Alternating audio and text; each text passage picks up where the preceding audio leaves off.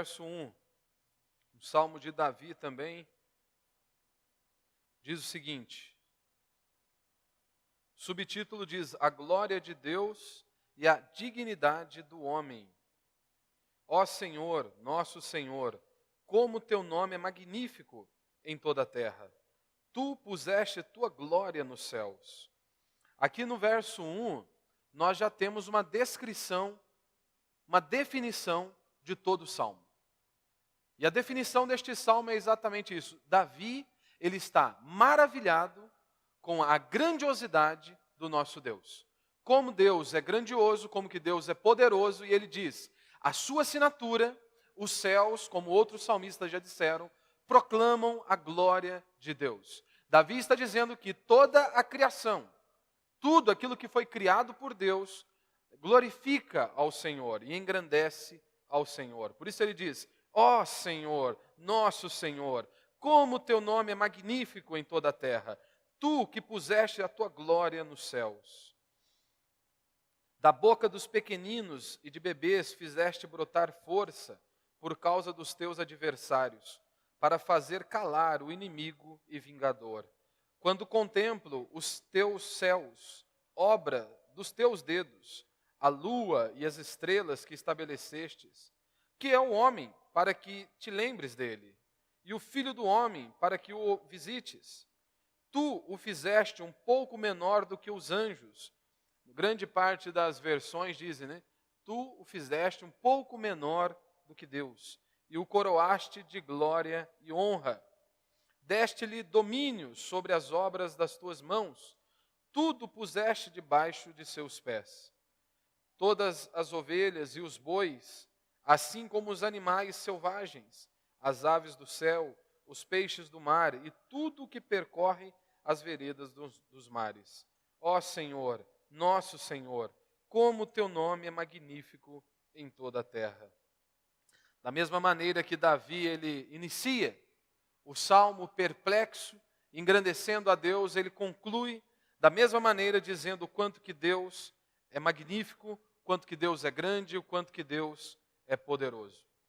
Então o tema da minha mensagem hoje é maravilhado com a vida, porque é esta descrição que nós estamos diante dela. Davi está maravilhado, em êxtase, por conta da criação, o quanto que Deus é poderoso e grandioso. Então a ideia aqui é Davi deslumbrado ao ver o dedo de Deus na criação. E Davi, ele não para aqui, ele diz que esta obra de arte, tudo isso que nós contemplamos e podemos ver, esta preciosidade, e ele diz, Deus é o autor, Deus criou todas as coisas. E ele está dizendo que o dedo de Deus pintou tudo isso, como nós vemos no verso 3, quando eu contemplo os teus céus, obra dos teus dedos, e aí ele começa a descrever. Então, o dedo de Deus que pintou esta criação genial e maravilhosa que nós contemplamos, Davi está dizendo que Deus também pintou o homem como principal nesta obra de arte grandiosa que nós estamos diante dela. E é claro que aqui, como disse Martin Lloyd Jones, toda doutrina ela é perigosa. Quantos homens hoje, palestrantes de autoajuda, eles vão dizer o quanto o homem é especial, o quanto que o homem ele é maravilhoso, o quanto que o homem, tudo deve girar em torno do homem. Diferentemente, uma igreja comprometida com a verdade, o meio reformado, você vai ouvir constantemente que você é um pecador depravado da planta dos pés ao alto da cabeça. E é exatamente esta a descrição bíblica acerca de todos nós, do mais novo ao mais velho. Todos são pecadores. Aquela criança que acabou de sair do ventre de sua mãe, diz a Escritura que ela é podre, pecadora, depravada da planta dos pés ao alto da cabeça. Esta é a definição acerca de toda a raça humana. Todavia a Escritura diz e afirma que este homem, que nós constantemente dizemos que é pecador, depravado, corrompido da planta dos pés ao alto da cabeça, a Bíblia diz que este homem, em Cristo Jesus, ele também é cheio de glória e de honra. Então, eu quero falar apenas 3 pontos aqui. Primeiro, o primeiro ponto é Davi deslumbrado com a glória de Deus. E ele nos remete sempre a esta existência de o Deus Criador, o poderoso Deus. Meu irmão, se não há Deus, toda a natureza, toda a existência se torna sem graça, enfadonha e um peso. Se Deus não existe, o que fazer? Se Deus não existe, os sofrimentos são apenas sofrimentos. Se Deus não existe, inúmeras adversidades, desgraças, dores e angústias que nós enfrentamos são apenas dores, angústias, aflições, tudo obra do acaso. E Ele está nos remetendo à criação, aos céus, à terra e por aí vai. O nascer do sol com Deus, a linguagem de Davi e de muitos salmistas é: ó Deus maravilhoso, ó Deus, Tu és bondoso, ó Deus, Tu és gracioso. Quando olhamos para a criação, quando olhamos para o pôr do sol, nós podemos contemplar a Tua obra, a criação, e é algo maravilhoso. Agora, sem Deus, como contemplar, por exemplo, a natureza? Como contemplar a criação? Se não existe Deus, seria só força do acaso? Do caos, como muitos vão defender? Que viemos do nada, do caos? Como? Ora, sem Deus, o seu filho é apenas um ajuntamento de moléculas. Sem Deus, é apenas um ajuntamento de moléculas, nêutrons e prótons reunidos de forma acidentalmente que terá um fim, porque um dia tudo isso vai acabar.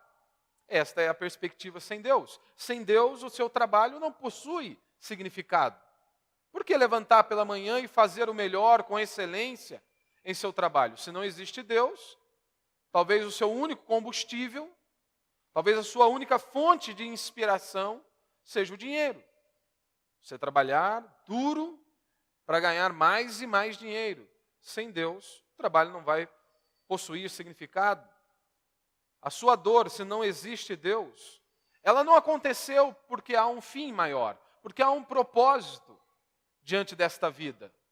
Um propósito onde Deus, o diretor, Ele está conduzindo cada momento da nossa existência. Mas se não há Deus, o que fazer, por exemplo, com alguém que nasceu cego?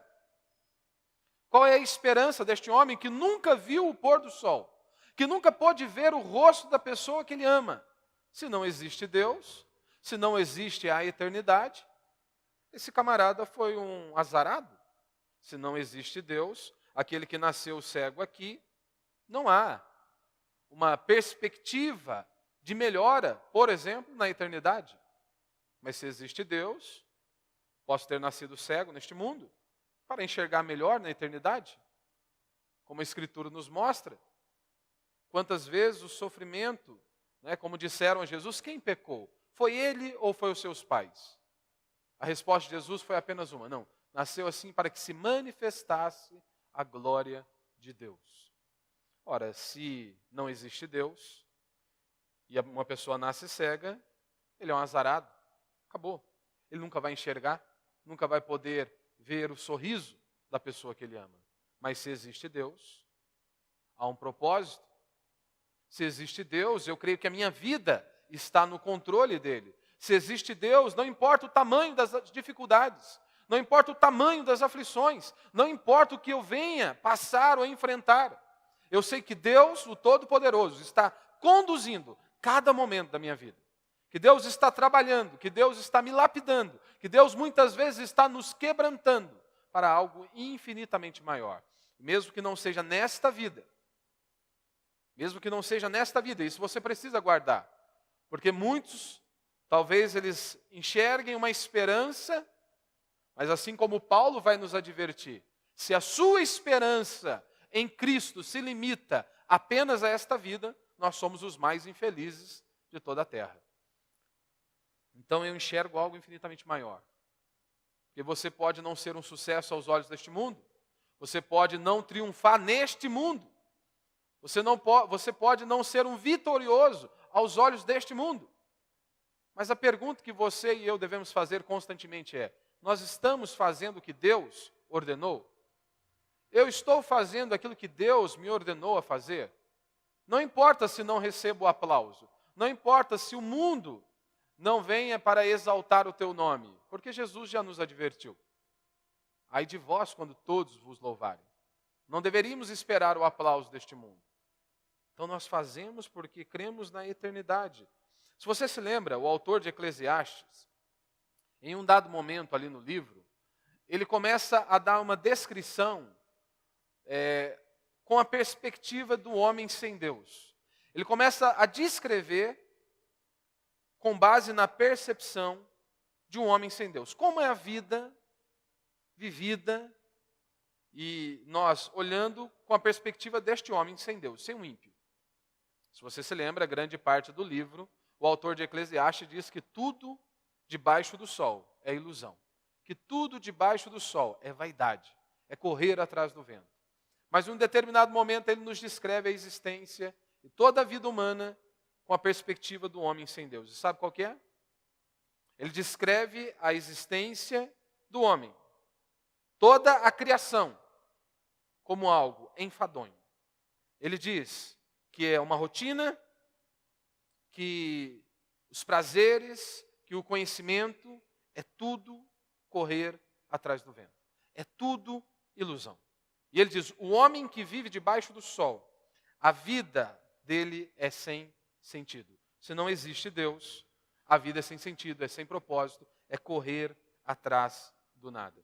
O interessante é que quando você olha e analisa a perspectiva feita por ele, à luz de um homem sem Deus, e quando você volta para o livro de Salmos e vê e começa a perceber como é a descrição dos mesmos fatos, mas agora com a perspectiva de uma pessoa que teme ao Senhor, que vive para o Senhor e que está prostrada diante do Senhor. Inúmeras vezes nos Salmos nós contemplamos isso. Eles estão completamente maravilhados, extasiados, ao ver a criação, ao contemplar a criação, porque ela reflete a glória de nosso Deus.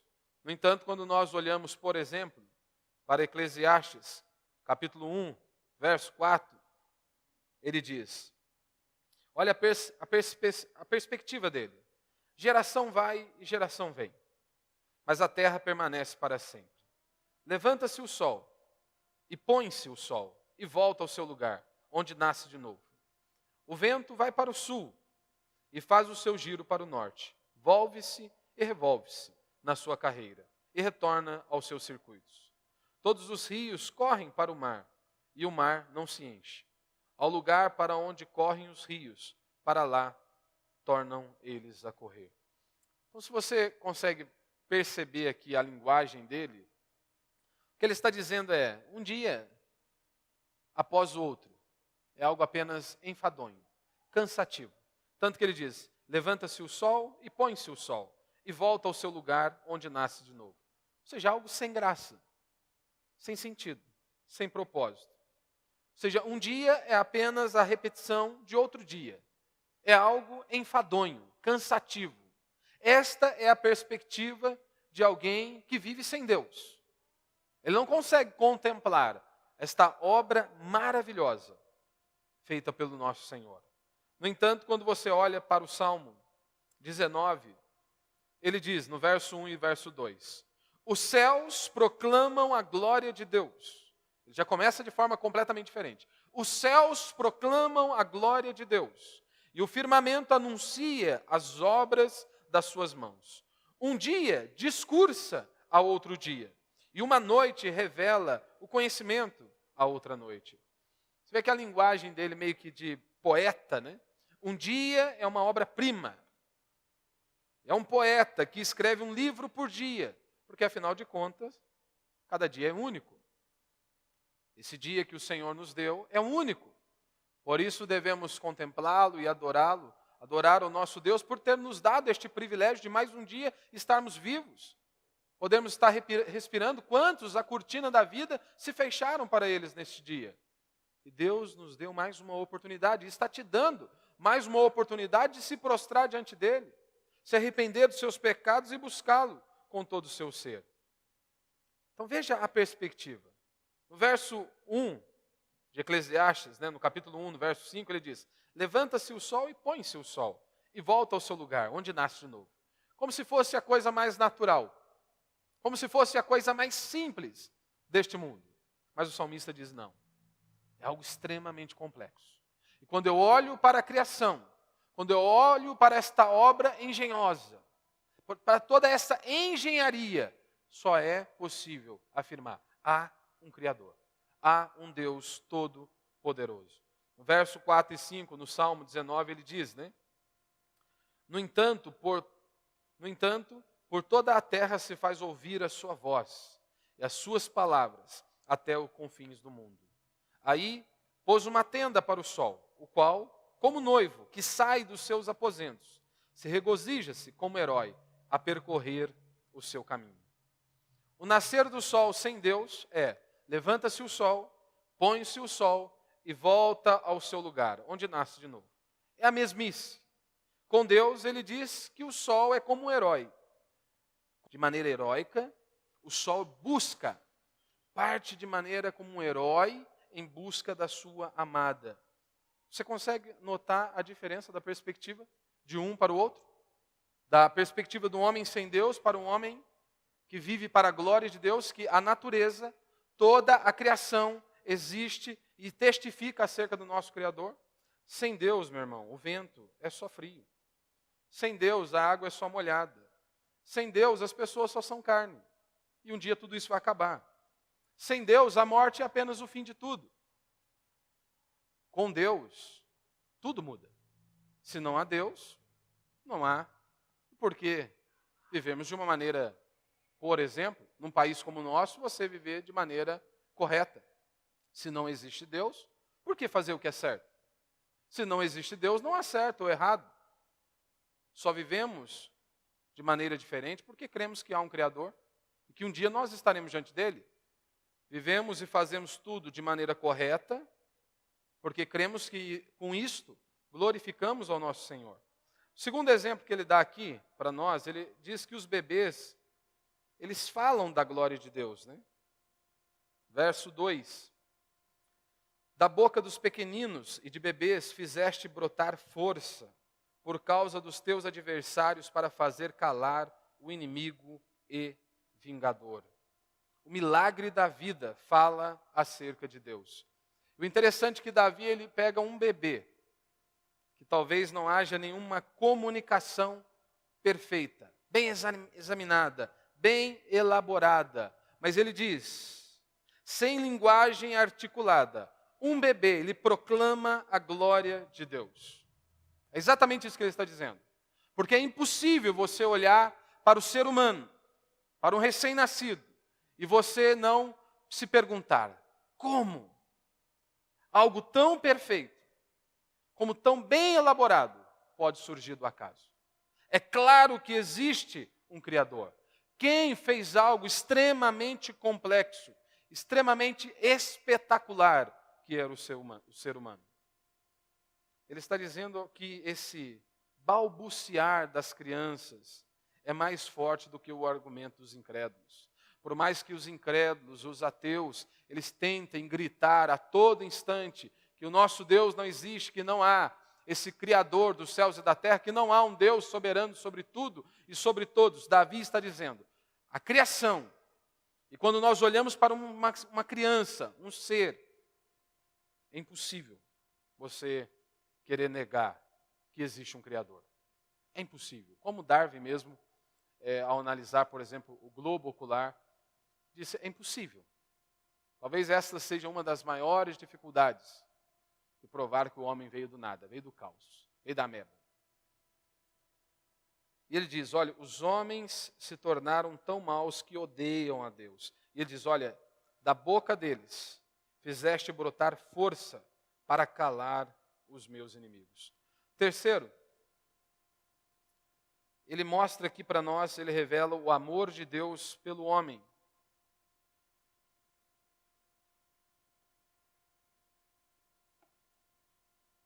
Ele diz, o que é o homem para que te lembres dele? E o filho do homem para que o visites? Tu o fizeste um pouco menor do que os anjos e o coroastes de glória e honra. Deste-lhe domínio sobre as tuas obras, sobre as obras das tuas mãos. Tudo puseste debaixo de seus pés. Todas as ovelhas e bois, assim como os animais selvagens, as aves do céu, os peixes do mar e tudo que percorre as veredas dos mares. Ó Senhor, nosso Senhor, como o teu nome é magnífico em toda a terra. no meio de um universo tão gigantesco, ele faz uma pergunta: Deus se importa com o homem? Será se Deus se importa com cada um de nós? Não é a pergunta que muitas vezes nós, ao passarmos por sofrimentos, angústias e aflições, nos pegamos a fazer? Será se Deus não está vendo o tamanho da minha aflição? Será se Deus não está vendo todo o meu sofrimento, a minha angústia? Inúmeras vezes os salmistas, eles utilizam-se desta linguagem, deste recurso da linguagem, desta indagação, desta retórica. E logo após eles mesmos respondem. Como diz em um salmo, ele diz: por que está abatida a minha alma? Ou por que está inquieta a minha alma? Ele diz: espera em Deus. E Davi está dizendo que sim, Deus, ele se importa com o homem. E quantos de nós temos este medo da insignificância? O ser humano é assim. Tem medo de ser insignificante. E Davi está dizendo que nós não somos insignificantes. O ser humano, ele não é insignificante. Ele responde à dúvida que pode surgir em meu e em seu coração. O homem não é insignificante. E ele descreve, Deus o fez um pouco menor do que Deus. Ou aqui na Almeida, século 21, Deus o fez pouco menor do que os anjos. Meu irmão, se qualquer outro pregador utilizasse essa linguagem, ele seria acusado de blasfêmia. Como assim dizer que Deus fez o homem um pouco menor do que ele mesmo? Mas aqui é Davi, inspirado por Deus, cheio do Espírito de Deus, descrevendo quem é um homem. Quem é um homem? O nosso Deus, ele é infinito, glorioso, poderoso e inúmeras outras coisas. Davi está dizendo que Deus fez um homem um pouco menor do que ele. Será se nós conseguimos compreender?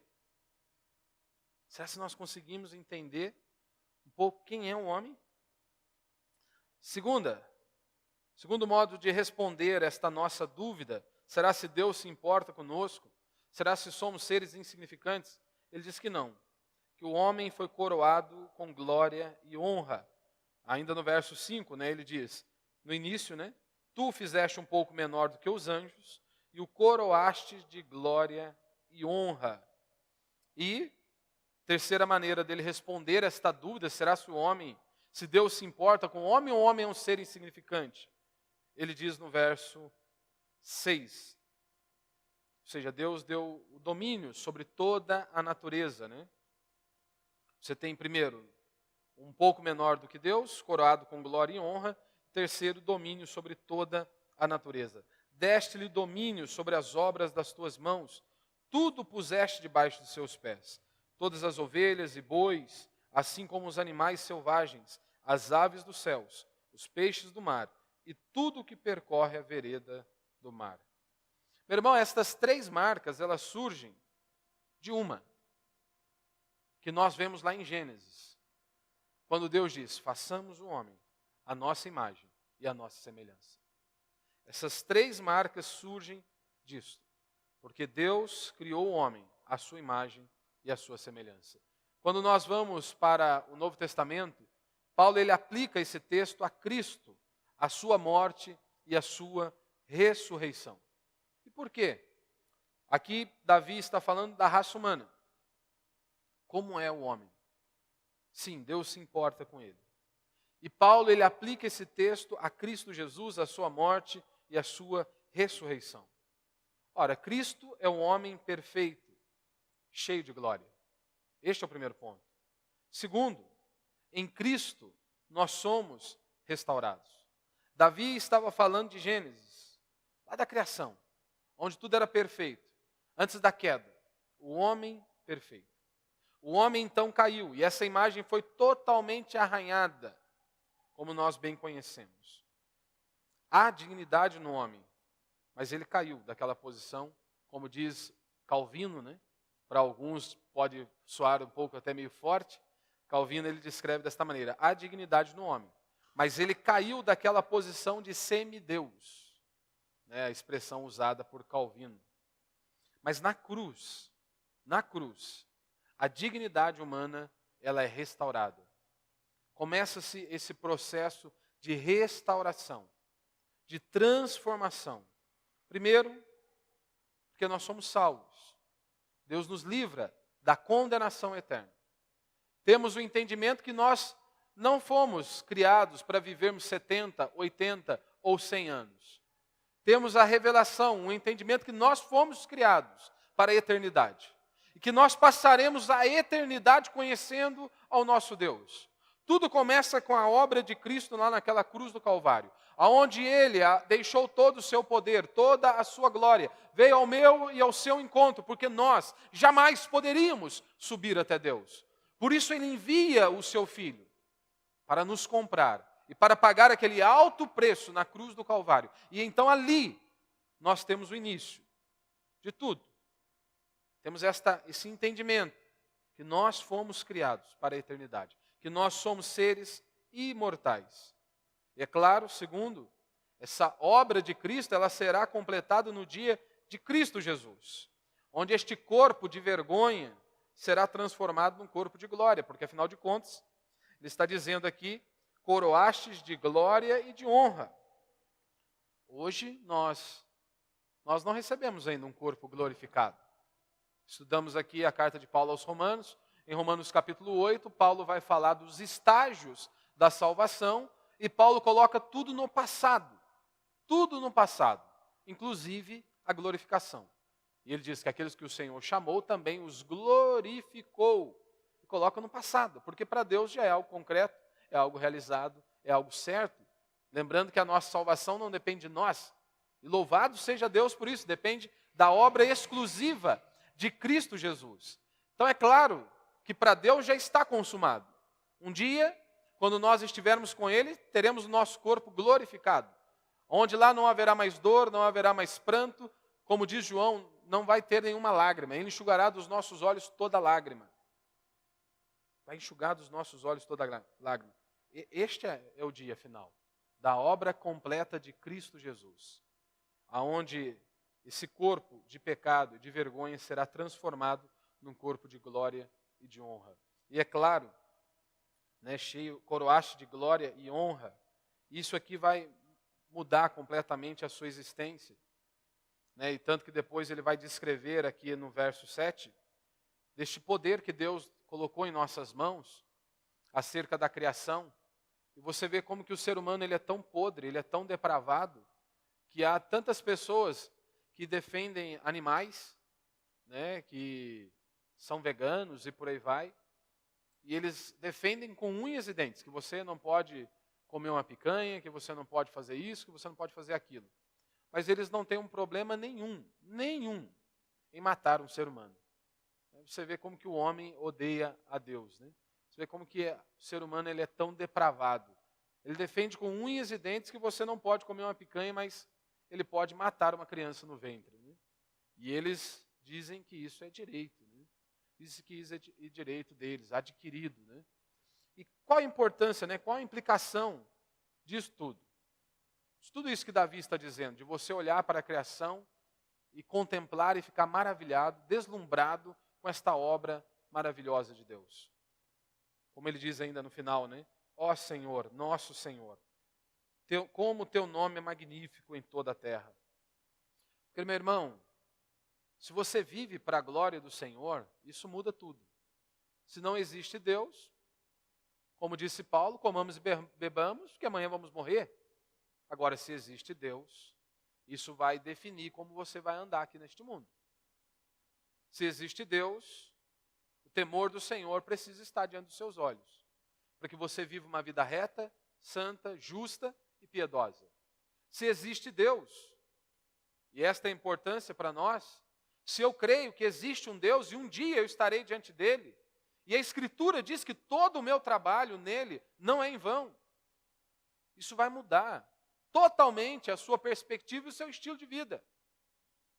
Em todas as áreas de sua vida, seja no seu trabalho, seja na criação dos seus filhos, seja em seu casamento, você vai fazer o seu melhor, mesmo que não haja nenhum reconhecimento, mesmo que não haja nenhum aplauso, mesmo que não haja nenhuma festa celebrando o teu nome.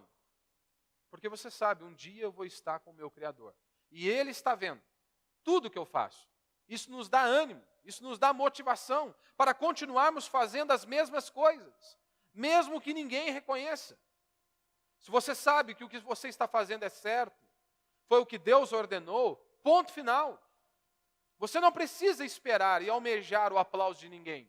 Continue fazendo, porque o único que deve contemplar e está contemplando que é o nosso Deus. Nada passa desapercebido dos olhos dele. Isso é motivador, sabe por quê? Imagine você, minha irmã, fazer todos os dias a mesma coisa. Limpar a casa todo dia. Lavar a roupa todo dia. Fazer o almoço e a janta todos os dias. Se não existe Deus, isso aí simplesmente é um fardo, é um peso, é um cansaço. Mas se existe Deus, você está fazendo o melhor para a família que Deus colocou ao seu lado. Para pessoas que te amam, que Deus abençoou, te abençoou e as colocou ao seu lado. Por isso você faz com excelência, por isso você faz o melhor. Da mesma maneira, cuidar de um filho, que muitas vezes pode não corresponder a toda a dedicação, a todo amor e todo carinho. Mas eu sei que o meu Deus está vendo. Eu estou fazendo porque eu faço para Ele. No seu trabalho, a mesma coisa. Em todas as áreas de sua vida. Então isso é motivador. Você lembrar que o Criador, o Deus Todo-Poderoso, como a Escritura também diz, nosso Pai, contempla todas as coisas. Que eu e você possamos assim, ter esta mesma alegria, essa mesma emoção, esse mesmo sentimento que Davi está descrevendo aqui. Ó Senhor, nosso Senhor, como o teu nome é magnífico em toda a terra. Como o teu nome é magnífico em toda a terra. Tu que puseste tua glória nos céus. Que nós possamos olhar para a criação, nós possamos olhar para tudo aquilo que Deus criou. E nós possamos bendizer a Ele, exaltar o nome do Senhor e engrandecê-lo a cada dia.